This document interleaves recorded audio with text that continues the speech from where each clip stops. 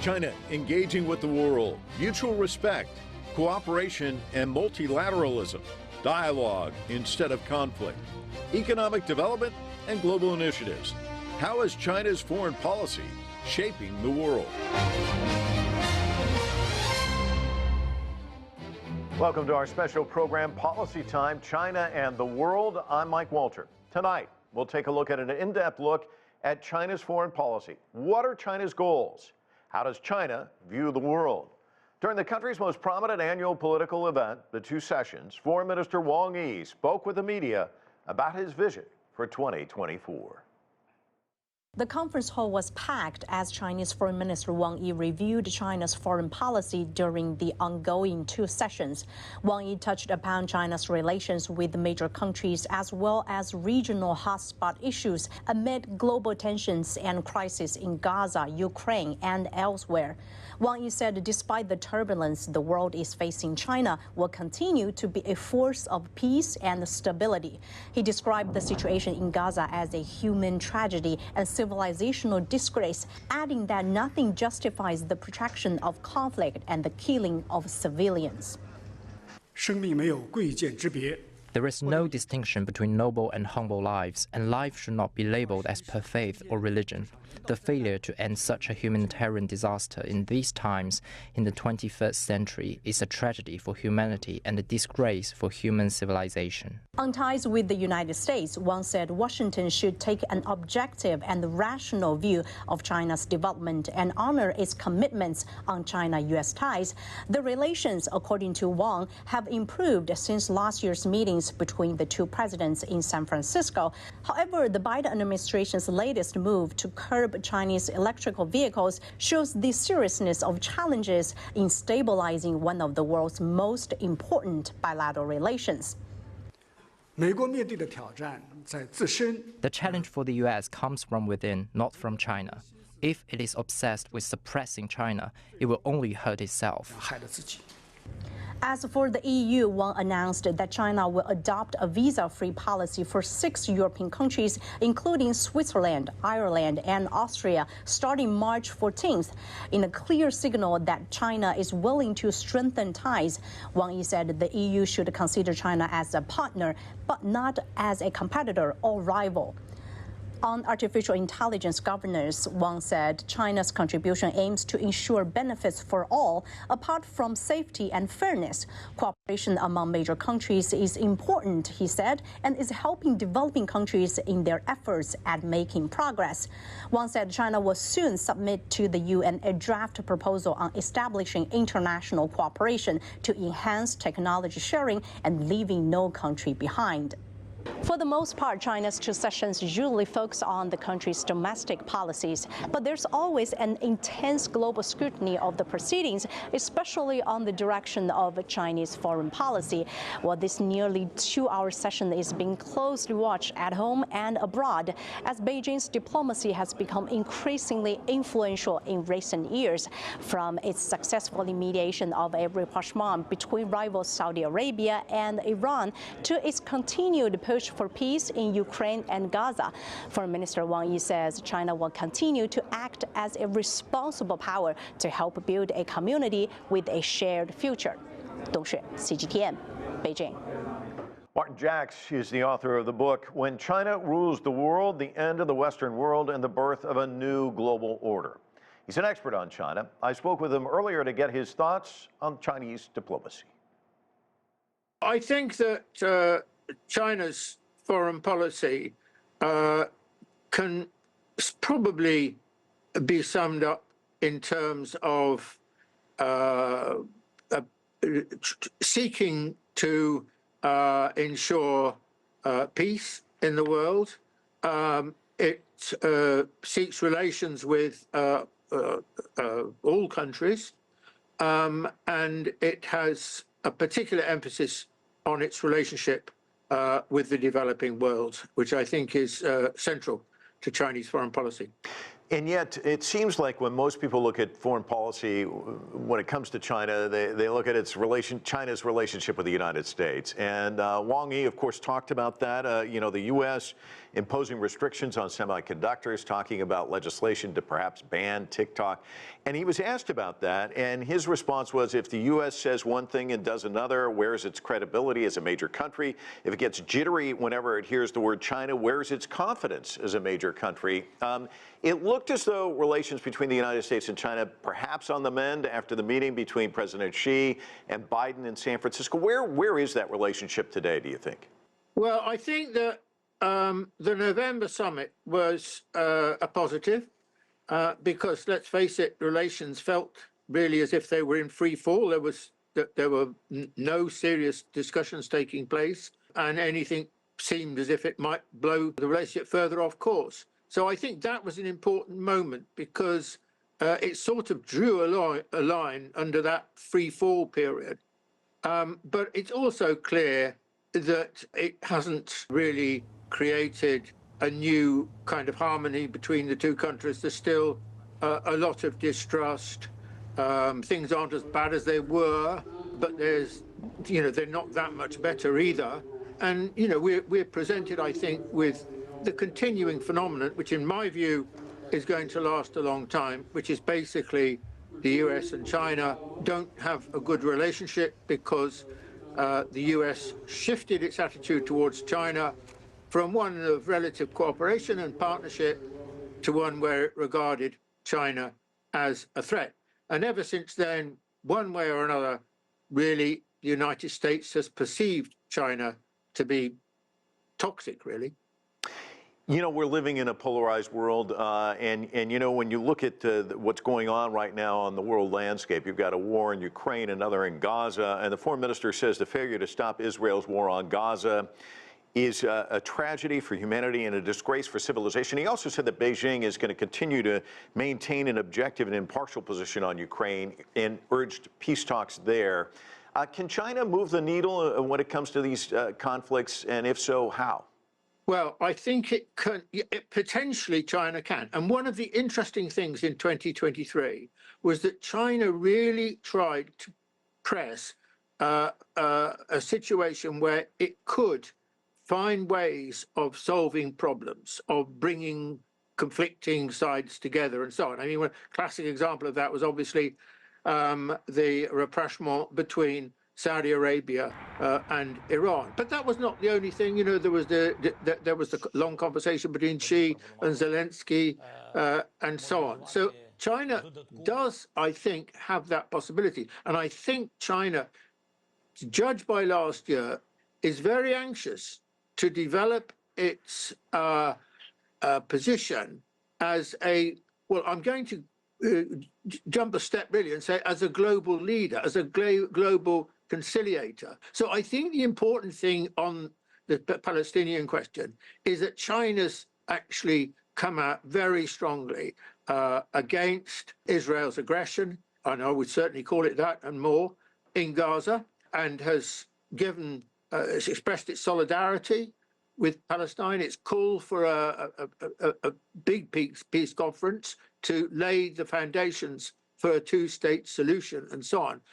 But at the moment, nothing really is happening, which gives China a footing in this situation. But, it could be, things are shifting. So I think we should be always aware in this present global context that China may be able to have something to say, something to do, a situation to conciliate. Chinese expert Martin Jacques there. Brazil and China are celebrating 50 years of diplomatic relations. Brazilian President Lula visited Beijing in 2023. China will be at the G20 summit in Brazil later this year. China's been Brazil's largest trading partner for 15 years. Earlier, we spoke with Roberto Jaguaribe, former Brazilian ambassador to China, and he talked about the China-Brazil relationship and China's importance to the world.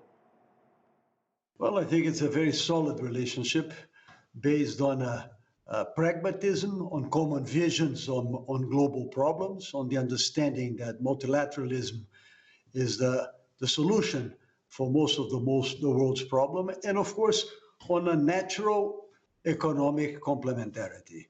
As you know, China, for the last many years, has in fact been the largest economy of the world.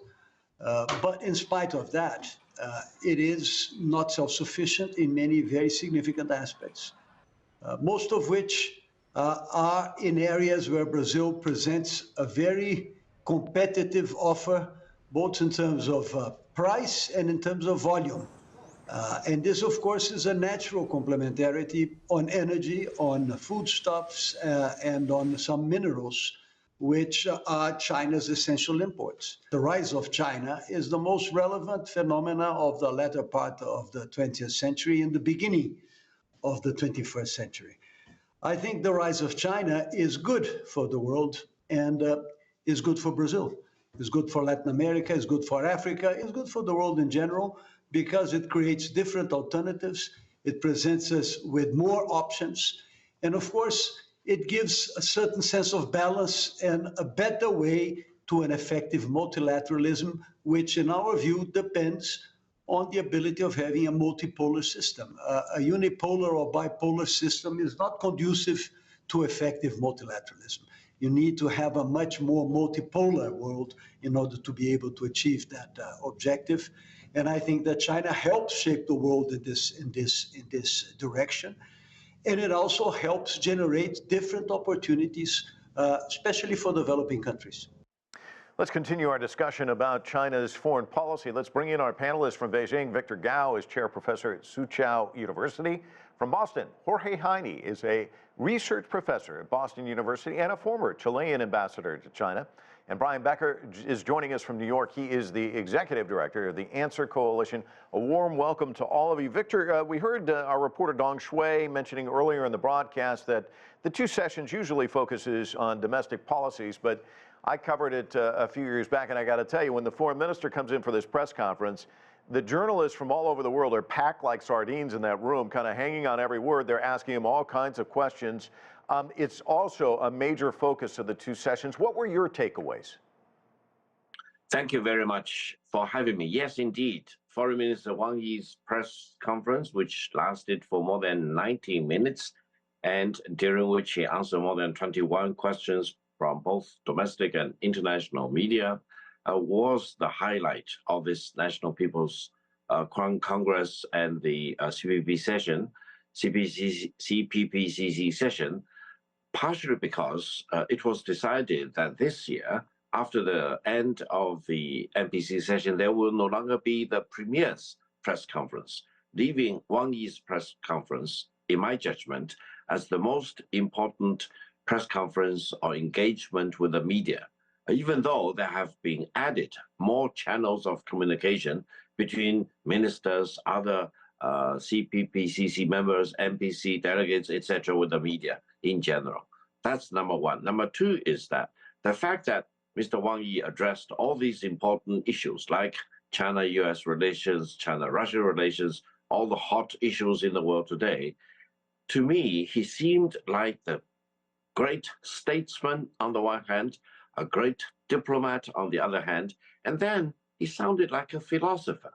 He projected a sense of confidence, rationality, and reason, and this is in sharp contrast from what was described about several other countries. For example, one big country in the world seemed to be kind of agitation or in desperation, and always wanted to promote its own interest at the expense of others, for example. So the contrast can no longer be that great. Now, he also quoted Secretary of State Blinken saying that either you are at the table or you are on the menu. And he explained China's view, that is, no one should try to put others on the menu. No one tried to dominate or monopolize the table seating, for example. Again, this is a very well-made point.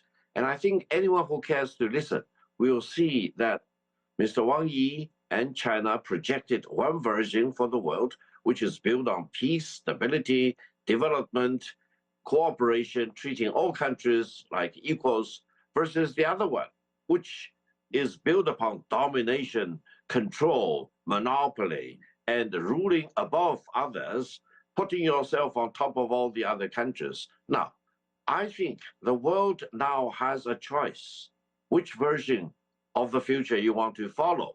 And China also emphasizes that it wants to treat the United States on equal terms as it treats all the other 200 countries or so in the world today. And he also assured the world that China will continue to follow its path of development, reform, and opening to the outside world, continue to focus on economic development as well as technological development. And no country should really expect that they can dominate the technological breakthrough, or they want to monopolize AI, for example, for its own purpose, and try to block all the other countries. He mentioned that the United States really should project a sense of confidence or honor and walk the walk while talk the right talk at the same time, rather than contradicting itself. Right. So I think he speaks for China and projects a sense of confidence to the world. And Brian, I kind of want to go there with you as well. Victor's talked about this. Martin Jacques, I brought it up with him as well. The foreign minister talking about relations with the United States, that indeed the meeting between Biden and Xi was a step in the right direction. It helped with relations. And yet, as Victor points out, the United States still trying to erect these barriers to entry. And obviously, this is a relationship that has a long way to go in order of mending these fences. What do you make of it? Well, it's not just at the executive office level for the United States. If you look at the Congress and its agenda, there have been more than 100 bills pending that are anti-China, against China in one way or another, extending or expanding sanctions on China, resolutions that express extreme hostility towards China. There's groupthink in the United States, the 535 members of Congress. None of them really speak up and against this policy of extreme animus and hostility towards China. President Biden is basically at war with Russia, financing, arming the Ukrainian army, basically torpedoing negotiations. The U.S. has sent 25,000 bombs and missiles to Israel since October 7th. So the U.S. is on this kind of constant war path, hostility and animus. Again, the U.S., I think the U.S. foreign policy is like a hammer, and the whole rest of the world is just a bunch of nails that should be pounded in. And that's a substitute or a replacement for real diplomacy. So the Chinese foreign minister is basically appealing to the world and to the United States, or perhaps to the people of the United States, that there is a diplomatic path, that there doesn't need to be the idea that China's rise is at the expense of the United States. They use the formula win-win, constantly trying to reinforce the idea that China's evolution and development economically can benefit the whole world. The rest of the world sees it that way. And so the United States is basically inoculating its own people against the idea that something good could happen by China's rise. So again, animus and hostility from the president, somewhat mediated after the meeting with President Xi, yes, but still essentially, fundamentally, foundationally one of animus and hostility, and basically competition, not cooperation. And Ambassador Heine, the United States launched this strategy called decoupling. There's been kind of a watered down version of that now, de-risking, but really both aimed at kind of extracting the United States from the Chinese economy. In a world where everything seems interconnected, is that a wise strategy?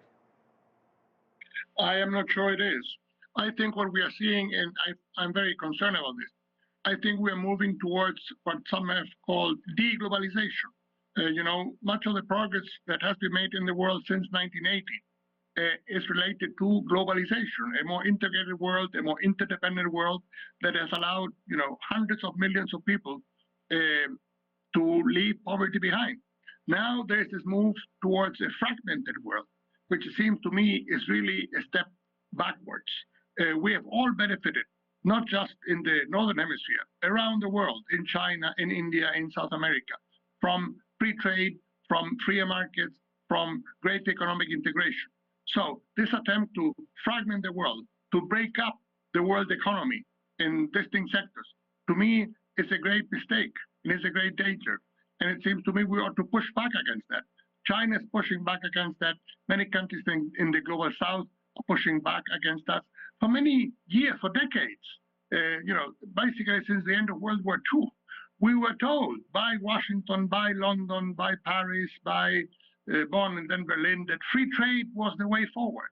Now we are being told that fair trade rules the roost. What do they mean by fair trade? It's very unclear.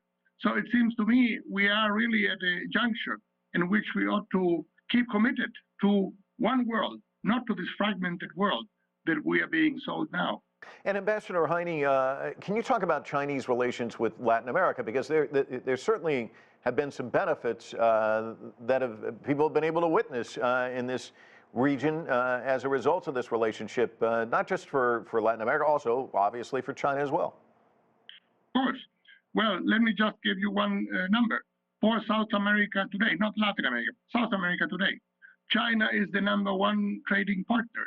The trade of Brazil, we certainly recently heard on this broadcast the ambassador of Brazil, Roberto Jaguaribe, was my colleague in Beijing, a dear friend, talking about relations between Brazil and China.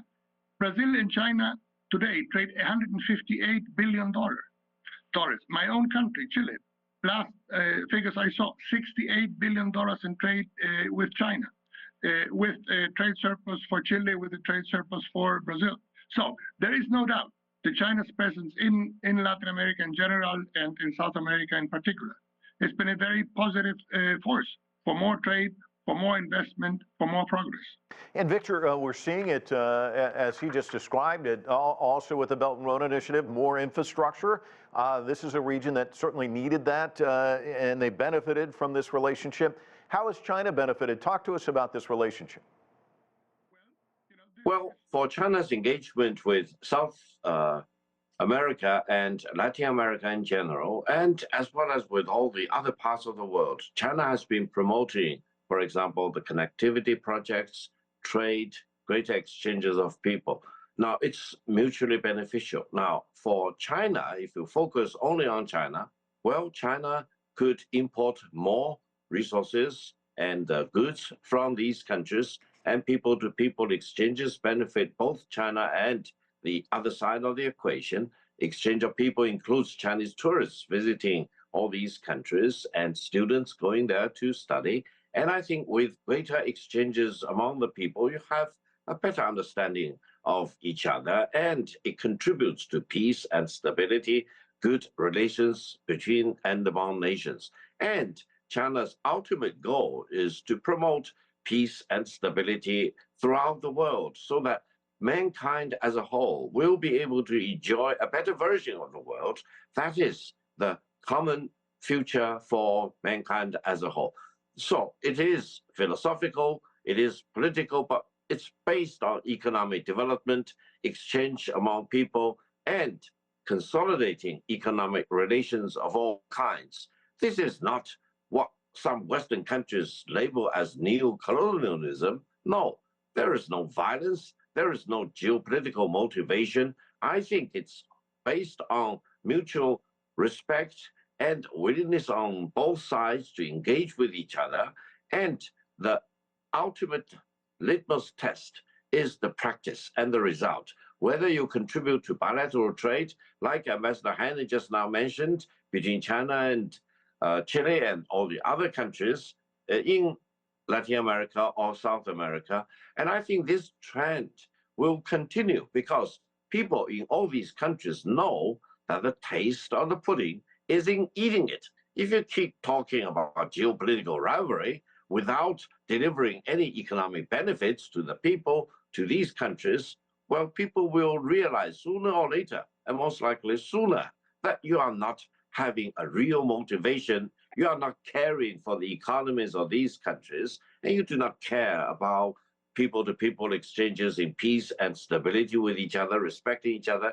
You want to use one country against the other for your own geopolitical purposes. You are dividing up the world, you are fragmenting the world, you are plunging mankind into an abyss of potential war. So don't indulge in fantasies that you can dictate to all the other countries if you want to bring them or band them onto your bandwagon of geopolitical rivalry with another country. China wants to have peace with all the countries in the world. And China is committed to promote mutually beneficial, equally based economic trade, people-to-people exchanges with all the countries in the world. It is time for everyone to realize it's no longer a unipolar world. The world we are living in is multipolar indeed. Okay, that brings me to a question for Brian. Are they helping also to give voice to the global South as a counterbalance to the Western powers in a sense?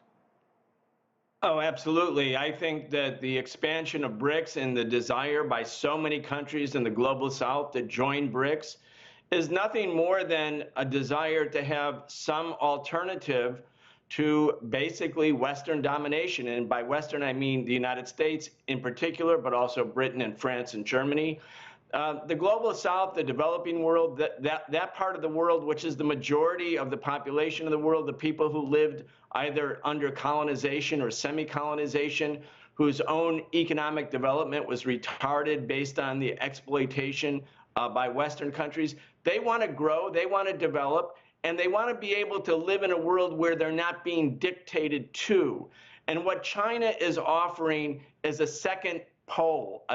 China says we don't want to have bloc politics. We're not going to be a bloc. We're not going to go back to the Cold War. But nonetheless, China is a magnet because of its expansion of its own economy, its own economic development, and the Belt and Road policies, which are offering terms to the global South, to Africa, Asia, Latin America, the Middle East, that are better terms. It's not simply trying to get the biggest buck out of the relationship for Chinese corporations, as happens in the United States. China is actually interested and concerned about the economic development of its partners. So the global South sees in China not only an alternative, but an alternative that offers basically different terms of trade and interactivity in terms of economic development.